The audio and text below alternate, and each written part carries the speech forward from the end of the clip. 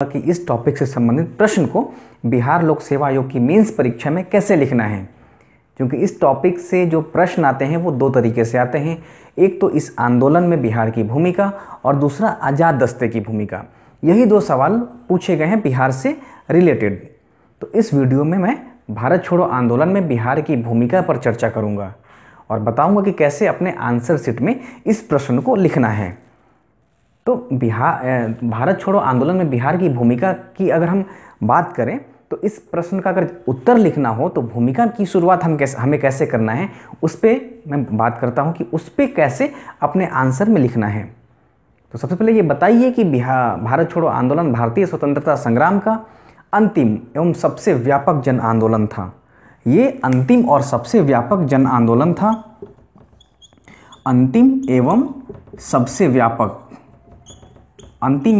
व्यापक जन आंदोलन था। द्वितीय विश्व युद्ध के बाद की परिस्थितियां एवं क्रिप्स मिशन के वापस लौट जाने के बाद भारतीय निराश हो गए थे। जो द्वितीय विश्व युद्ध की जो परिस्थितियां थी और उसके बाद जो क्रिप्स मिशन था, क्रिप्स मिशन के लौट जाने के बाद भारतीय निराश थे। उसके बाद गांधी जी ने एक ड्राफ्ट तैयार किया जिसमें अंग्रेजों को भारत छोड़ने का उन्होंने कहा कि अंग्रेजों आप भारत छोड़ो। तो गांधी जी के ड्राफ्ट की चर्चा कीजिए।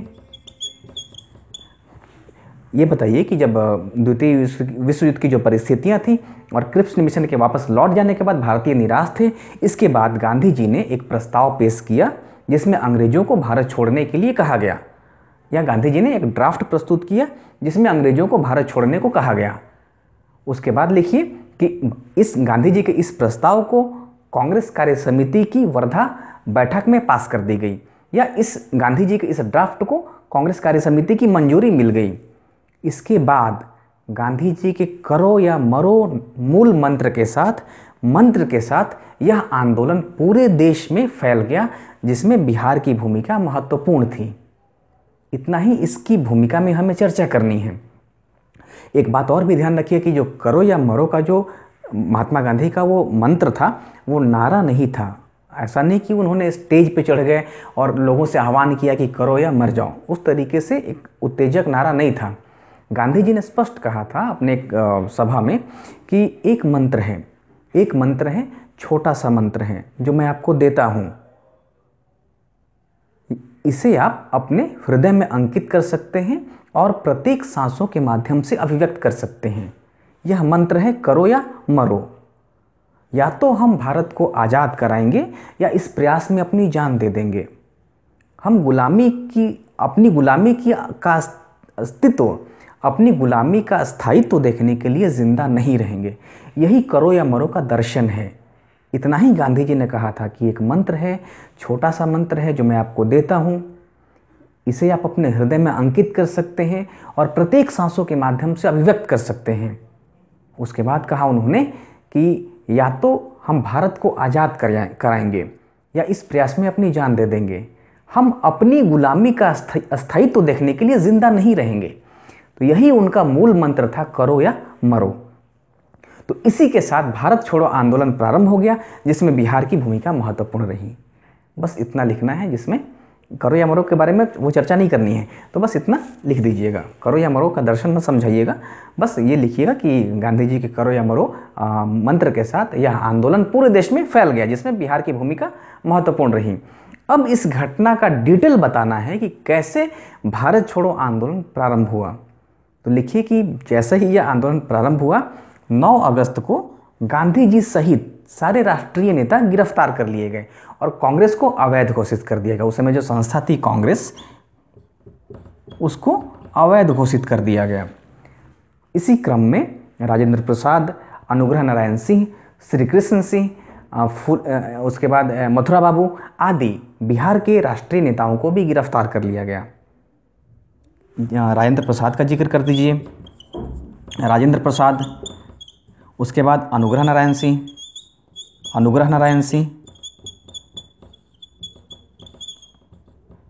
डॉक्टर श्री कृष्ण सिंह, मथुरा बाबू इत्यादि बिहार का जो राष्ट्रीय नेता थे उनको गिरफ्तार कर लिया गया। और एक बलदेव सहाय का भी जिक्र कीजिएगा कि इसी क्रम में बलदेव सहाय ने सरकारी नीतियों से असंतुष्ट होकर या सरकारी नीतियों के विरोध में उन्होंने एडवोकेट जनरल का जो पद मिला था उससे उन्होंने इस्तीफा दे दिया। एडवोकेट जनरल के पद से बलदेव सहाय ने इस्तीफा दे दिया। इसके बाद बिहार में यह आंदोलन और उग्र हुआ, कई जनसभाएं हुई।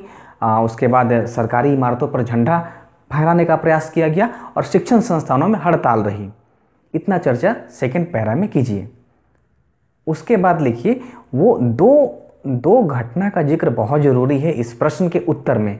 एक तो जो शहीद छात्र हुए थे, जो 7 छात्र शहीद हो गए थे उनकी, यानी सचिवालय कांड की, और दूसरा आज़ाद दस्ते की।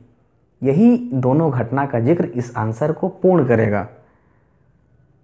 तो इतना लिखने के बाद लिखिए कि 11 अगस्त 1942 को 11 अगस्त 1942 को छात्रों का एक समूह या देशभक्त छात्रों का समूह या विद्यार्थियों का समूह पटना सचिवालय पर झंडा फहराने बढ़ा या गया। तब उस समय पटना के तत्कालीन जिलाधीश थे W.G. आर्थर।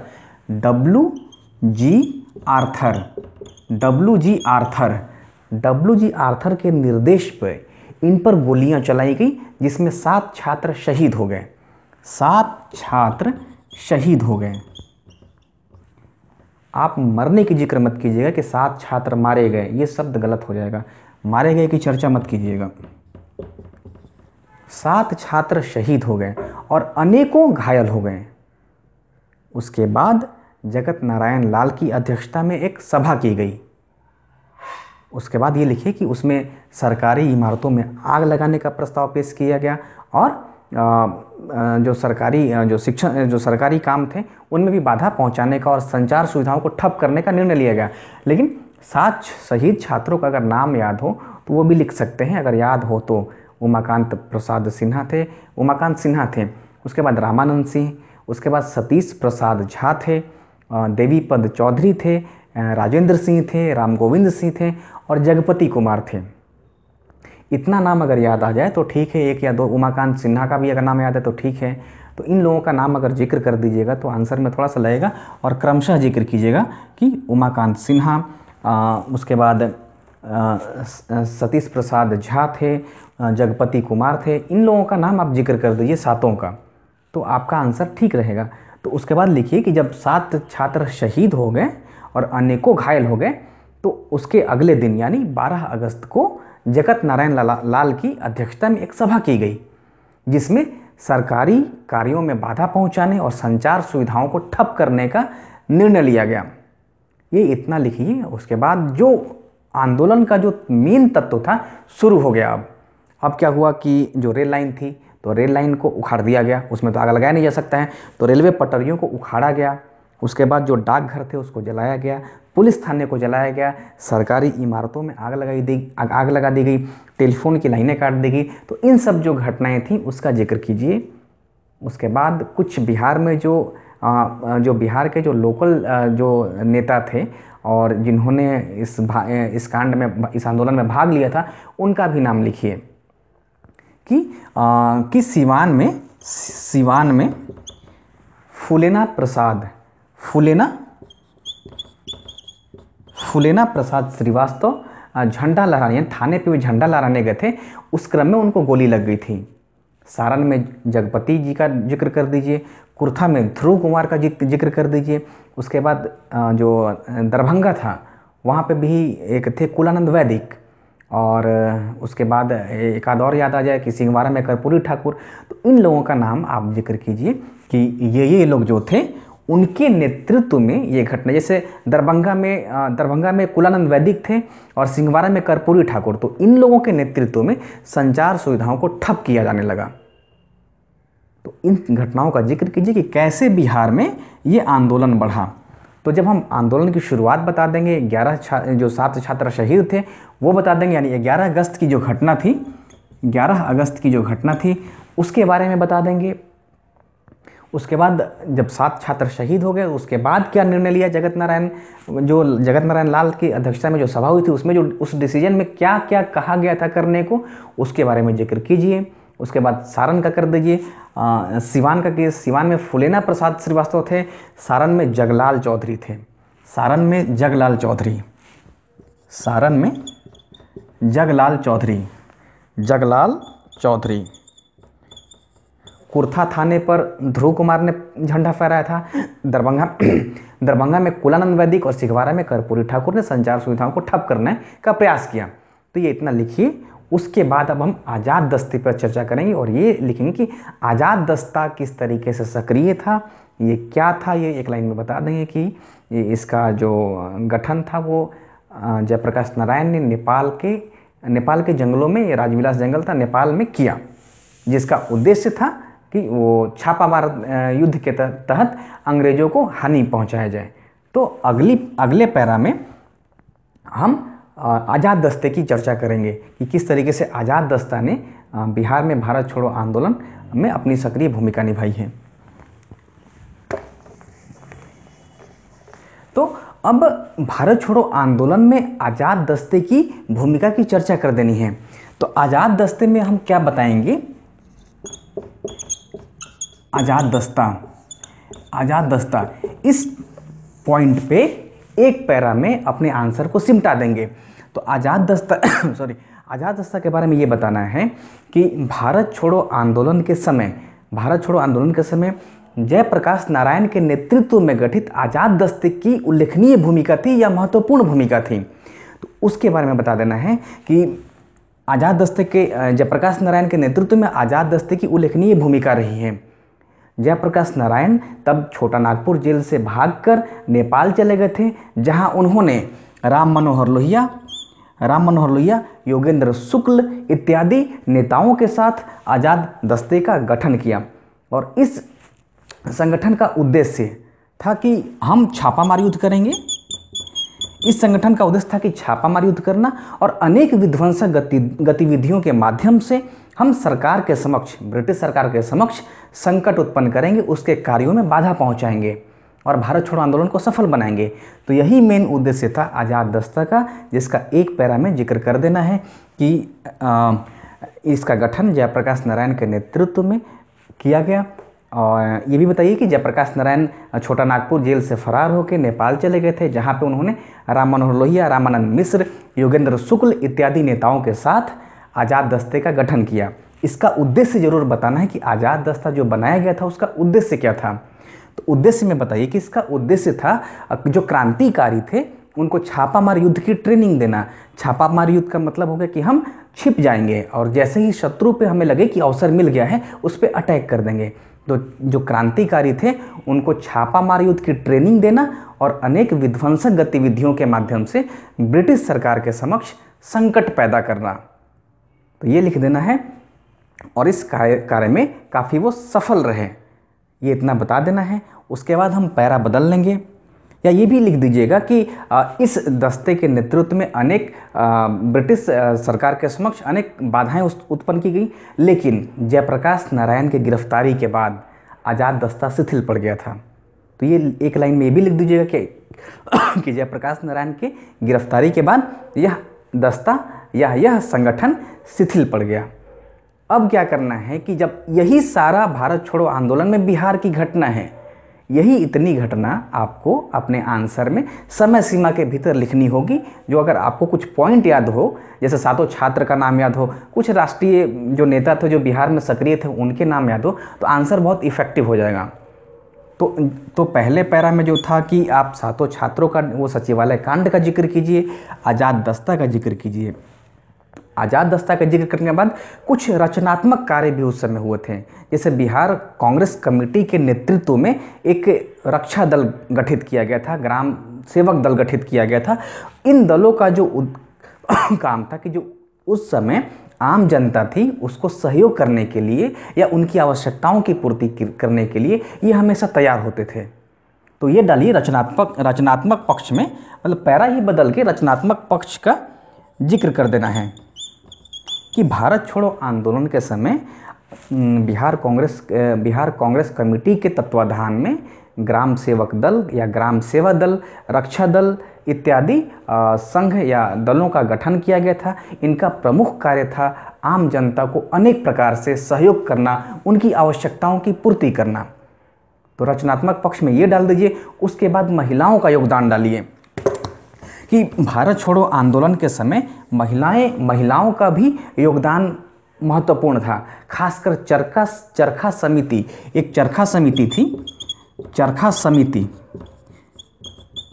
चरखा समिति की महिलाओं ने इस आंदोलन में सक्रिय रूप से भूमिका निभाई, जिसमें नाम डाल दीजिए भगवती देवी का, प्रभावती देवी का नाम डाल दीजिए, सुनीति देवी का नाम डाल दीजिए, शारदा देवी का नाम डाल दीजिए, सरस्वती देवी का नाम डाल दीजिए, भवानी मेहरोत्रा का नाम डाल दीजिए। अगर ये नाम याद हो तो ठीक, नहीं तो एक नाम या दो नाम में भी चल जाएगा। शारदा और सरस्वती ये कॉमन नाम है, इसको भी याद कर लीजिए, शारदा सरस्वती, तो इनका नाम याद रखिए। भवानी मेहरोत्रा भी थी, तो इनका जिक्र किए कि इन महिलाओं ने सक्रिय रूप से भारत छोड़ो आंदोलन में अपनी भूमिका निभाई। इतना देने के बाद अब निष्कर्ष डालिए कि इस प्रकार उपरोक्त विवेचन से स्पष्ट है कि भारत छोड़ो आंदोलन में बिहार वासियों ने अपनी संघर्ष, अपने त्याग, बलिदान, राष्ट्रीय भावना इत्यादि का अद्भुत परिचय दिया और इसी के फलस्वरूप अंग्रेजों के समक्ष संकट पैदा हो गया और वे भारत छोड़ने को बाध्य हो गए। और इस प्रकार 15 अगस्त 1947 को भारत विश्व पटल पे एक स्वतंत्र राष्ट्र के रूप में उदय हुआ, भारत का उदय हुआ। ये इतना लिख के अपने निष्कर्ष ये डाल देना है और ये इसका आंसर अब हो गया। यही इतना लिखना है, जिसमें अगर देखें तो सबसे पहले हम भूमिका लिखेंगे, भूमिका, उसके बाद विश्लेषण, एनालिसिस में आपको जो जिक्र करना था कि आंदोलन का प्रारंभ हुआ, उसमें गांधी जी की गिरफ्तारी के बाद बिहार के सारे राष्ट्रीय नेता, जिसमें राजेंद्र प्रसाद थे, मथुरा बाबू थे, इत्यादि नेताओं को गिरफ्तार कर लिया गया, जेल में डाल दिया गया। बलदेव सहाय का भी जिक्र कर दीजिएगा। उसके बाद सचिवालय कांड का जिक्र कीजिए, जिसमें 7 छात्र शहीद हुए, 7 छात्र शहीद हुए, 7 शहीद हुए। और ये लिखिए कि मरने की जिक्र नहीं करना है कि 7 छात्र मारे गए, मर गए, इसका जिक्र नहीं करना है। 7 छात्र शहीद हो गए। और ये बताइए कि फिर आज़ाद दस्ते की भूमिका कैसे रही। तब जगत नारायण लाल का भी चर्चा कर दीजिएगा। जगत नारायण लाल के नेतृत्व में जो सभा की गई थी, जिसमें भारत छोड़ो आंदोलन में क्या क्या करना है उसका जो एक निर्णय लिया गया था कि संचार सुविधाओं को ठप कर देना है, हमें सरकारी इमारतों में आग लगानी है, पुलिस थानों को जला डालना है, टेलीफोन लाइनें काट डालनी है। तो इनका जिक्र कीजिए। फिर अगले पैरा में आज़ाद दस्ते का जिक्र कीजिए। फिर कुछ रचनात्मक कार्य जिक्र कीजिए, जिसमें वो ग्राम रक्षा दल का, सेवा दल का गठन किया गया जो जनता की आवश्यकताओं की पूर्ति करते थे। और उसके बाद महिलाओं का योगदान, प्रभावती देवी, सुनीति देवी, शारदा सरस्वती, भवानी मेहरोत्रा इत्यादि का नाम जिक्र करके आप अपना निष्कर्ष डाल दीजिए। यही आपको इतना ही समय मिलेगा, जिसमें इतनी बातें अगर आ गई तब ठीक है, नहीं तो आप कुछ इसको संक्षिप्त भी कर सकते हैं। तो इतना आंसर आपको उस समय सीमा में लिखना होगा। तो भारत छोड़ो आंदोलन में बिहार की भूमिका पे इस वीडियो में चर्चा की गई। आप सभी को इस वीडियो को देखने का बहुत बहुत आभार।